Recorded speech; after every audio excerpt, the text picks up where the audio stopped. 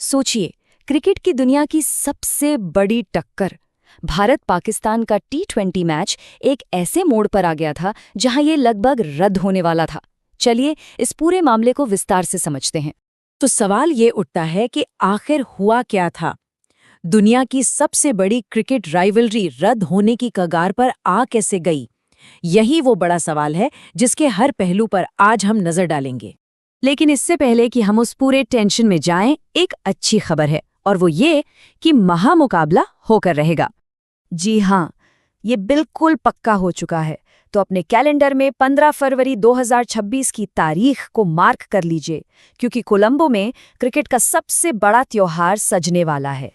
तो चलिए इस पूरे ड्रामे को फटाफट 4 हिस्सों में समझते हैं। पहला, पाकिस्तान की तरफ से बायकॉट की धमकी। दूसरा, आईसीसी की एंट्री और पर्दे के पीछे हुई जोरदार बातचीत। तीसरा, पाकिस्तान का यू टर्न। और आखिर में मैच को मिली हरी झंडी। तो चलिए कहानी में थोड़ा पीछे चलते हैं, उस दौर में जब ये राइवलरी सच में खतरे में पड़ गई थी।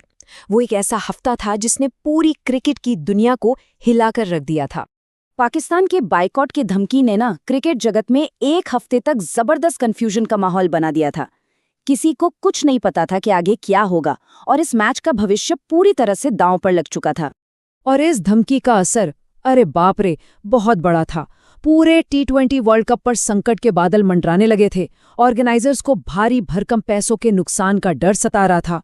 दुनिया भर के करोड़ों फैंस बेचैन थे, और मीडिया में तो बस अटकलों का बाजार गर्म था। ये सिर्फ एक मैच नहीं, बल्कि पूरे टूर्नामेंट की साख का सवाल बन गया था। तो फिर ये संकट टला कैसे? चलिए अब पर्दे के पीछे की डिप्लोमेसी को समझते हैं, जिसने इस महामुकाबले को बचा लिया। तो हुआ ये कि सबसे पहले आईसीसी, पीसीबी और दूसरे बोर्ड्स के बीच सीधी और गहरी बातचीत शुरू हुई। इसके साथ ही पर्दे के पीछे बहुत जरूरी मध्यस्थता चली। फिर आया सबसे बड़ा टर्निंग पॉइंट, जब पाकिस्तान सरकार ने ऑफिशियली बायकॉट वापस ले लिया। और आखिर में आईसीसी और बीसीसीआई दोनों ने इस फैसले का स्वागत किया और इसे क्रिकेट की जीत बताया। चलिए अब बोर्डरूम पॉलिटिक्स से निकलते हैं और बात करते हैं उन करोड़ों फैंस की जिनके लिए ये मैच किसी त्योहार से कम नहीं है। और जैसे ही खबर पक्की हुई, फैंस का जुनून देखने लायक था। जैसे ही मैच पक्का होने की खबर आई, मानो फैंस के बीच कोलंबो पहुंचने की एक होड़ सी लग गई, और इसका सीधा असर ट्रैवल की डिमांड पर दिखा, जो एकदम आसमान छूने लगी। अंदाजा लगाइए, डिमांड इतनी बढ़ी कि दिल्ली और मुंबई से कोलंबो की फ्लाइट्स के टिकट 1 लाख रुपए से भी ज्यादा के हो गए। ये दिखाता है कि इस मैच के लिए फैंस किसी भी हद तक जाने को तैयार हैं। और मैदान पर उतरने वाली टीमों का मूड कैसा है? पाकिस्तानी क्रिकेटर सलमान अली आगा का ये बयान सुनिए। हम पाकिस्तान हैं, हम चीजें अलग तरीके से करते हैं। ये एक बहुत ही कॉन्फिडेंट बयान है जो आने वाले मुकाबले का माहौल सेट कर रहा है। चलिए अब ऑफ फील्ड ड्रामा बहुत हुआ। अब बात करते हैं पिच पर होने वाली असली जंग की, जहां असली टक्कर बल्ले और गेंद के बीच होगी। ये मुकाबला है दो बिल्कुल अलग स्टाइल की टीमों का।